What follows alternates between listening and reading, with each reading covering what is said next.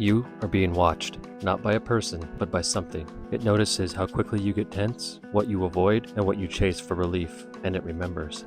Hey, I'm John, this is Big Dharma. I bring you practical spirituality that you can use. In 1897, Ivan Petrovich Pavlov made one of the most important discoveries in psychology. He noticed a very interesting pattern, not in people, but in dogs. He noticed that his dogs would start drooling before they even started eating. They would hear his assistant walking up with their food and just start salivating. They weren't drooling because of the food. They had gotten a cue from the environment. So he got clever and he started ringing a bell every time he fed the dogs. And then after a while, every time he rang the bell, the dogs would drool, even when it wasn't time to eat. Basically, he proved that nervous systems don't wait for meaning. They respond automatically from repetition, from repetition, from repetition. This is a process called conditioning. And what most people don't realize is that the human body works the same way. We are conditioning ourselves all the time. Stress teaches stress and calm teaches calm.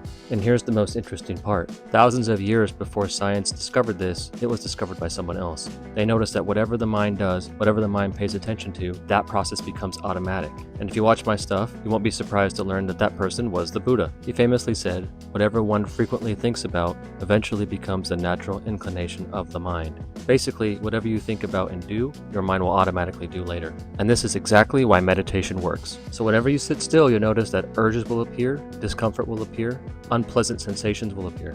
And every time that you don't react, the nervous system takes that in as new information. The body slowly learns that the thoughts are not a threat, the sensations are not a threat, the urges don't have to be acted on, and the moment will pass. And as we condition the mind in this way, the nervous system and the brain also get conditioned. The brain adapts to its environment through a process called neuroplasticity. And we can program this neuroplasticity using meditation by responding to our thoughts and sensations the way that is effective. So just remember that the mind is always watching, and the nervous system is always adjusting itself based on the actions and the input that you give it. You can train it deliberately with intention, or you can just let it learn from habit. Either way, it's watching and it's learning.